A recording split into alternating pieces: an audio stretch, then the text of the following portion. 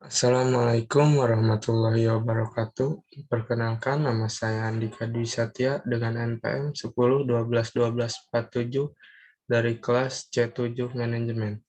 Pada kesempatan kali ini, saya akan melaksanakan tugas evaluasi tengah semester mata kuliah Pendidikan Agama Islam, yaitu tentang pemahaman materi dari Marifatul Rasul.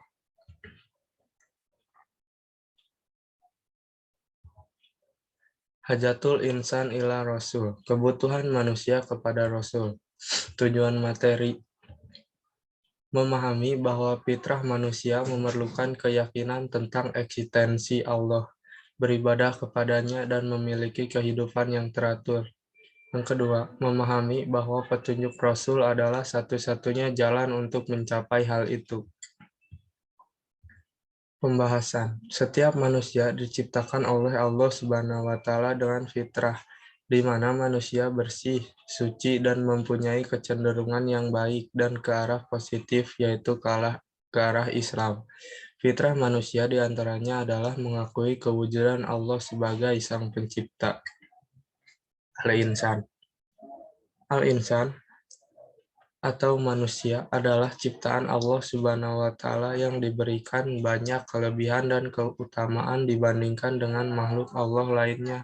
Di antara kelebihan manusia adalah fitrah, agama Allah yang dijadikannya kepada manusia sesuai dengan fitrahnya. Kata al-insan disebutkan dalam Al-Quran sebanyak 73 kali yang disebut dalam 43 surat. Kata al-insan dapat menunjukkan pada proses kejadian manusia, baik proses penciptaan Adam maupun proses manusia yang bertahap secara dinamis dan sempurna di dalam rahim. Kata al-insan tidak hanya merujuk pada dimensi mental, tetapi juga dimensi fisik.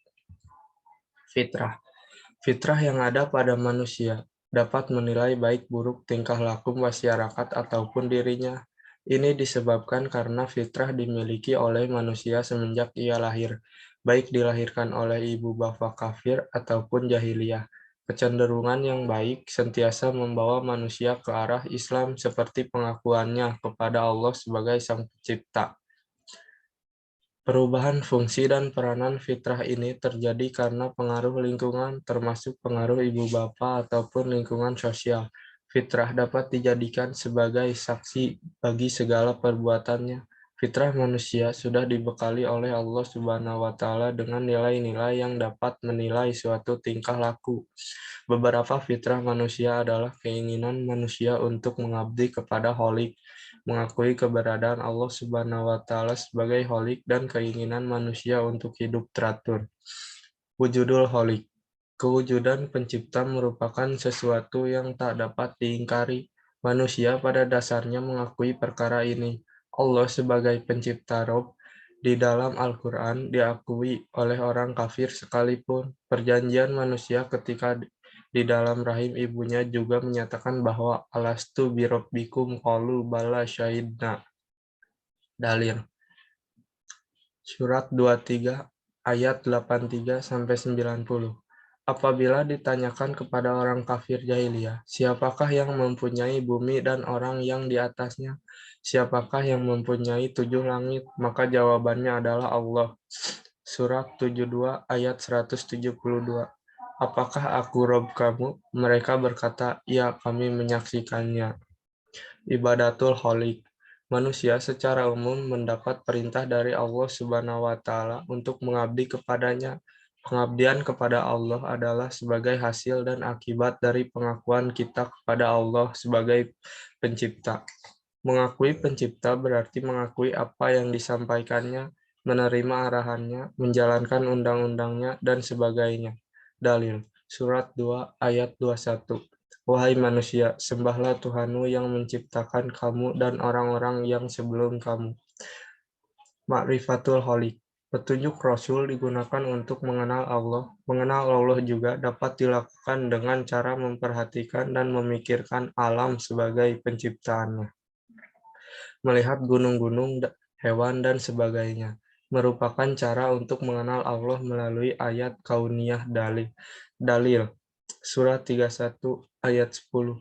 Allah menciptakan langit, gunung, hewan, dan sebagainya. Surat 3 ayat 191. Allah menciptakan segala sesuatu tidak dengan sia-sia. Marifatul Rasul, mengenal hakikat Rasul. Tujuan materi, memahami kedudukan Rasulullah Shallallahu Alaihi Wasallam sebagai hamba Allah dan Rasul pembawa risalah terakhir. Termotivasi untuk membaca, mengkaji sunnah atau hadis-hadis Nabi, dan mempelajari perjalanan hidup dan dakwah Rasulullah.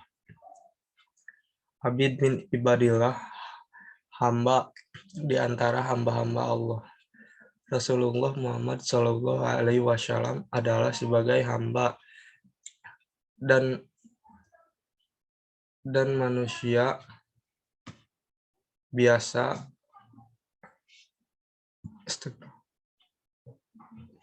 Rasul Muhammad Shallallahu Alaihi Wasallam adalah sebagai hamba dan manusia biasa yang juga makan, minum, pergi ke pasar, beristri, berniaga, dan segala aktivitas manusia dikerjakan dan ditunaikan dengan baik. Rasul melaksanakan keperluan sebagaimana manusia lainnya melaksanakan keperluannya. Dari keadaan ini, dapat disimpulkan bahwa Rasul sebagai manusia dan kita pun sebagai manusia, sehingga apa yang dikerjakan oleh Nabi juga dapat dilaksanakan oleh kita secara baik. Allah berfirman dalam Al-Quran Surat Al-Kahfi ayat 110. Artinya, katakanlah sesungguhnya aku ini manusia biasa seperti kamu yang diwahyukan kepadaku, bahwa sesungguhnya Tuhan kamu itu adalah Tuhan yang Maha Esa. Barang siapa mengharap perjumpaan dengan Tuhannya, maka hendaklah ia mengerjakan amal yang soleh dan janganlah ia mempersekutukan seorang pun dalam beribadah kepada Tuhannya. Quran Surat Al-Kahfi ayat 110. Insan, manusia. Rasul sebagai manusia digambarkan makan, ke pasar, dan sebagainya. Menggambarkan suatu aktivitas sehari-hari manusia. Apabila Rasul sebagai manusia, maka dakwah mudah dilaksanakan dan mudah diterima. Tidak ada alasan bagi manusia untuk menolaknya. Apabila malaikat sebagai nabi, maka banyak alasan untuk tidak melaksanakannya. Perintah Allah, kaum Yahudi sentiasa mempersoalkan kehadiran Rasul yang berasal dari manusia. Sebetulnya mereka mengada-adakan persoalan yang didasari kekufurannya kepada Allah, sebagaimana firman Allah dalam Al-Quran Surat Al-Furqan ayat 7-9. Artinya, dan mereka berkata, mengapa Rasul itu memakan makanan dan berjalan di pasar-pasar? Mengapa tidak diturunkan kepadanya seorang malaikat agar malaikat itu memberikan peringatan bersama-sama dengan dia? 8. Atau mengapa tidak diturunkan kepadanya harta kekayaan, atau mengapa tidak ada kebun baginya sehingga dia dapat makan dari hasilnya? Dan orang-orang zalim itu berkata, kamu hanyalah mengikuti seorang laki-laki yang kena sihir. 9. Perhatikanlah bagaimana mereka membuat perumpamaan tentang engkau, maka sesatlah mereka. Mereka tidak sanggup mendapatkan jalan untuk menentang kerasulanmu. Quran Surat Al-Furqan ayat 7-9. Nasab, keturunan. Rasulullah berasal dari kaum Quraisy. Bapaknya bernama Abdullah dan ibunya bernama Aminah. Beliau mempunyai keluarga dan keturunan yang jelas, begitupun tentang sejarah kelahiran dan asal-usulnya. Sejarah yang menjelaskan bagaimana Nabi dibesarkan sehingga menjadi Rasul juga banyak terdapat di buku sirah Nabi. James, Fisik Nabi Muhammad Shallallahu Alaihi Wasallam digambarkan banyak oleh hadis seperti rambutnya yang rapi dan selalu disikat sisir, badannya yang kuat, tingginya sedang, dan sebagainya. Dari gambaran fisik ini, Nabi adalah manusia yang juga sebagai manusia biasa lainnya. Sirah Nabawiyah, sejarah kenabian. Dari Sirah Nabawiyah dapat disimpulkan bahwa Nabi sebagai hamba Allah dan menjalankan aktivitas-aktivitasnya sebagai manusia biasa. Allah berfirman dalam Al-Quran surat Yusuf ayat 111. Artinya, sesungguhnya pada kisah-kisah mereka itu terdapat pengajaran bagi orang-orang yang mempunyai akal. Al-Quran itu bukanlah cerita yang dibuat-buat, akan tetapi membenarkan kitab-kitab yang sebelumnya dan menjelaskan segala sesuatu dan sebagai petunjuk dan rahmat bagi kaum yang beriman. Asyunah sunnah. Dari segi bahasa, sunnah berarti jalan. Maksud sunnah Nabi adalah segala sesuatu yang disebutkan dan diamalkan. Sunnah Nabi bernilai syar'i dan perlu untuk mengikutinya. Sunnah yang demikian dijadikan sebagai teladan dan ikutan.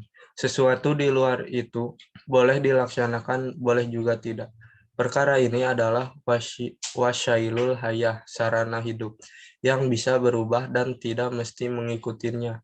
Yang perlu diikuti dan bernilai sunnah adalah yang bersifat minhajul hayat, petunjuk hidup. Sunnah ini dijadikan sebagai fiqh ahkam untuk rujukan beramal atau mengambil keputusan. Fiqhul ahkam, fiqh hukum. Rasul dijadikan sebagai tempat ketaatan dan tauladan dan juga sebagai rujukan hukum. Fiqh ahkam yang digunakan sebagai dalil juga memerlukan pandangan sunnah. Allah berfirman dalam Al-Quran surat An-Nisa ayat 64-65. Artinya, dan kami tidak mengutus seorang rasul melainkan untuk ditaati dengan seizin Allah. Sesungguhnya jikalau mereka ketika menganiaya dirinya datang kepadamu lalu memohon ampun kepada Allah dan Rasul pun memohonkan ampun untuk mereka, tentulah mereka mendapati Allah Maha Penerima Taubat lagi Maha Penyayang. Rasul mina mursalin, Rasul di antara Rasul-Rasul. Nabi Muhammad SAW selain sebagai hamba biasa, juga sebagai Rasul yang mempunyai keutamaan dan ciri-ciri kerasulan. Nabi Muhammad seperti Rasul lainnya juga mempunyai mujizat dan tugas-tugas mulia. Walau bagaimanapun, Rasul juga seperti manusia yang akan meninggal pada saatnya. Allah berfirman dalam surat Al-Imran ayat 144. Artinya, Nabi Muhammad itu tidak lain hanyalah seorang Rasul. Sungguh telah berlalu sebelumnya beberapa orang Rasul. Apakah jika dia wafat atau dibunuh, kamu berbalik ke belakang? Barang siapa yang berbalik ke belakang, maka ia tidak dapat mendatangkan mudarat kepada Allah sedikit pun. Dan Allah akan memberi balasan kepada orang-orang yang bersyukur. Imamatul umat, pemimpin umat. Nabi Muhammad SAW sebagai Rasul juga sebagai imam yang bertanggung jawab atas umatnya. Pada hari kiamat, Nabi berperan sebagai umat. Hal ini menunjukkan bahwa Nabi juga bertanggung jawab terhadap apa-apa yang sudah disampaikan kepada umatnya. Ketika di hari perhitungan, di hari kiamat, Nabi mempertanggungjawabkan umatnya. Allah Subhanahu wa taala berfirman dalam Al-Qur'an surat An-Nisa ayat 41 dan surat Al-Isra ayat 71. Artinya, maka bagaimanakah halnya orang kafir nanti apabila kami mendatangkan seorang saksi Rasul dari tiap-tiap umat dan kami mendatangkan kamu Nabi Muhammad SAW sebagai saksi atas mereka itu sebagai umatmu. Dakwah Nabawiyah, dakwah kenabian. Al-Quran dan juga syirah banyak menjelaskan dakwah Nabi. Dari kedua ini muncul fik dakwah yang sesuai dengan realitas, tuntutan, keadaan dan respon setempat. Misalnya, Allah menceritakan perjalanan hijrah Nabi bersama Abu Bakar yang berada di Gua Sur. Didapati banyak ular dan berbagai hewan yang berbahaya. Kemudian Nabi berkata, janganlah takut, sesungguhnya Allah bersama kami. Allah Subhanahu wa taala berfirman dalam Al-Qur'an surat At-Taubah ayat 40. Artinya, jikalau kamu tidak menolongnya, Nabi Muhammad, maka sesungguhnya Allah telah menolongnya, yaitu ketika orang-orang kafir, musyrikin Mekah, mengeluarkannya dari Mekah, sedang dia salah seorang dari dua orang, ketika keduanya berada di dalam gua, di waktu dia berkata kepada temannya, Janganlah kamu berduka cita, sesungguhnya Allah beserta kita. Maka Allah menurunkan keterangannya kepada Nabi Muhammad dan membantunya dengan tentara yang kamu tidak melihatnya. Dan Al-Quran menjadikan orang-orang kafir itulah yang rendah, dan kalimat Allah itulah yang tinggi. Allah Maha Perkasa lagi Maha Bijaksana. Selanjutnya, Marifatul Rasul, mengenal Rasul. Sifat-sifat Rasulullah Muhammad Shallallahu Alaihi Wasallam memiliki sifat-sifat kerasulan, diantaranya adalah sebagai berikut. Pertama, Al-Bashiratul Kamilah, kemanusiaan seutuhnya. Rasulullah Shallallahu Alaihi Wasallam adalah manusia biasa seperti manusia yang lainnya. Ia bukan bangsa malaikat atau jin, bukan manusia setengah malaikat, dan bukan manusia setengah jin. Akan tetapi Rasulullah Shallallahu Alaihi Wasallam adalah bangsa manusia seutuhnya, memiliki jasad seperti manusia pada umumnya, dan memiliki perasaan seperti manusia yang lainnya. Kedua, al-ismah, terpelihara dari kesalahan dan dosa. Karena memiliki sifat basyriyah, kemanusiaan, Rasulullah Shallallahu Alaihi Wasallam mungkin saja berbuat salah atau keliru, tetapi kesalahannya itu akan segera diluruskan oleh Allah Subhanahu Wa Taala, sehingga beliau terpelihara dari berlarut-larut dalam kesalahan dan dosa. Inilah yang disebut sifat ismah, dijaga, dilindungi, dicegah, dan dikendalikan oleh Allah Ta'ala sehingga terhindar dari kesalahan dan dosa. Keempat, al-fatonah, cerdas. Termasuk kesempurnaan yang harus dimiliki seorang Rasul adalah kecerdasan, karena ia bertugas memimpin umat manusia dalam menjalankan tugasnya. Rasulullah Shallallahu Alaihi Wasallam dibekali oleh Allah Subhanahu Wa Ta'ala sifat patonah, cerdas, sehingga dapat menjelaskan wahyu Allah Ta'ala kepada seluruh umat manusia dengan sebaik-baiknya. Kelima, al-amanah, terpercaya, dan keenam, tabligh, menyampaikan risalah. Sebagai Rasulun minal mursalin, Nabi Muhammad SAW memiliki tugas untuk balagar risalah, menyampaikan risalah sebagai bentuk adal, amanah, penunaian amanah. Ketujuh, al-izzamul kamil, komitmen yang sempurna terhadap kebenaran. Beliau tidak pernah bergeser sedikit pun